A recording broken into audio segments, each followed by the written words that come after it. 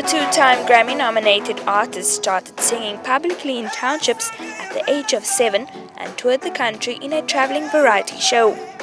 His talent caught the eye of British record producer Clive Calder, and he was signed to Jive Records.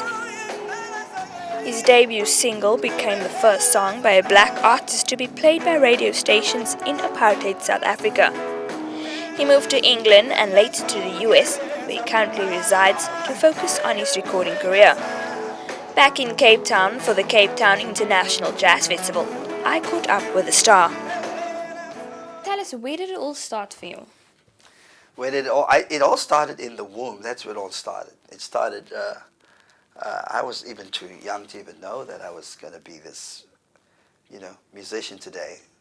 But it started back in 7th Avenue, Belgravia. That's where it all started.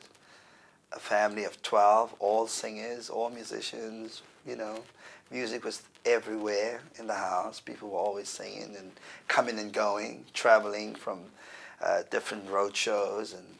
And then when I realized, of like 5, 6 years old, I realized that this is something that's really exciting, because these people are traveling, my brothers are traveling, my sisters are traveling, and their stories about music and who they've met, and I was intrigued. I wanted to do that, And then I got into family concerts. My parents used to do variety shows in Fesival and Elsa's River, and I used to be part of all of those things, and contests everywhere.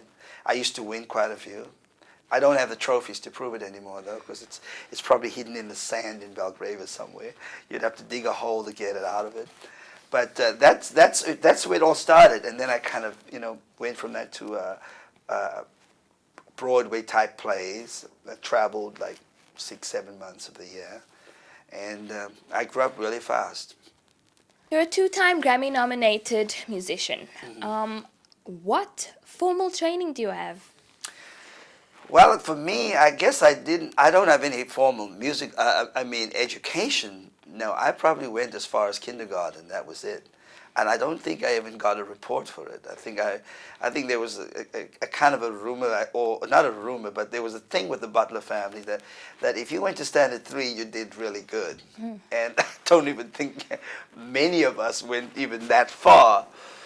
But formal training was the road for me, was travel. I felt that of course, now that I have my own kids, they all educated. One is becoming a child psychologist, and one is doing English and something else, and my son is playing football, American football. Me personally, I think my education has really been traveling and music, and there's so much you can learn just observing things as you travel and meeting with people, and how they dialogue, how the conversations go, and just acquiring things for yourself and evolving. And so I kind of had to educate myself in a way. Yeah. Guitar is an extension of my voice, and the voice is an extension of the guitar, because I cannot do without the other. They really, it's almost like one of the legendary artists that's performing at the festival. That's George Benson. I think he'd probably say the same thing. His voice and his guitar, it's an extension of it, so it's just part of me. Yeah. Would you say your musical influences are that influence your style of music today? Well, when I was growing up, I used to listen to Stevie Wonder all the time, 24/7.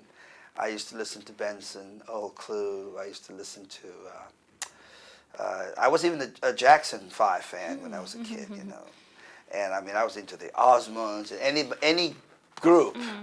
And R&B was definitely a major part of my diet. But then as I grew older, I got more into jazz and, much more into that and R&B type of thing. And now my influences are broad. It's Cameroonian music by Richard Bona, it's Angelique Kidjo from Benin, it's, Dory Cayman from Brazil. It's all over. It's all over, yeah. A lot of people don't know that I'm a born-again Christian. A lot of people are still sort of, trying to suss out that part of me. Maybe some people don't know I'm a granddad now. Some people don't know. I think most Cape Townians know that I'm from Cape Town. I grew up poor. I grew up extremely poor. So maybe that's the part that people need to know. That I grew up extremely poor, and I'm extremely grateful for that past, because it gave me the substance and the depth that I have today, and the humility I have today is because we had to go next door to borrow money for bread. We had to go and buy water. So those are humbling experiences, and it's made me the kind of person I am.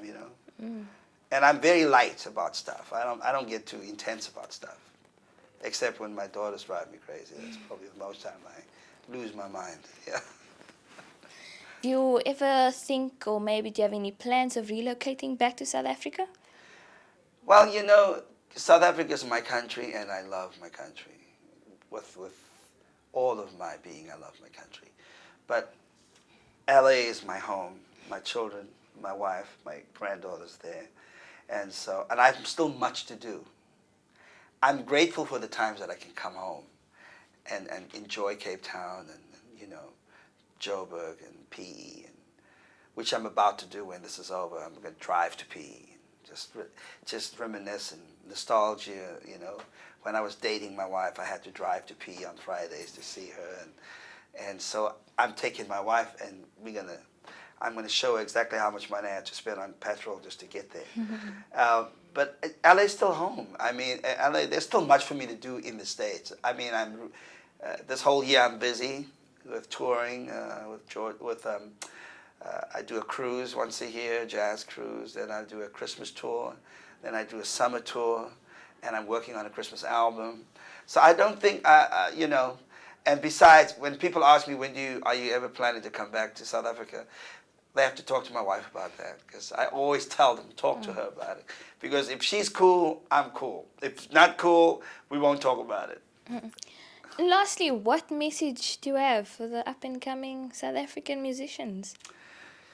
Well, what message? That's always the question that I get. I suppose practice. Somebody said to me, "How do you get to Carnegie Hall?" And I was like, "Carnegie Hall? What do you mean?" Well, you go left here and you go right there, and it really is practice. It's an important part of the whole process, and paying your dues. Great. Thanks so much for your time once again. You are welcome. Very, very welcome. Thank you. I'm Jonathan Butler, and you're watching Cape Town TV.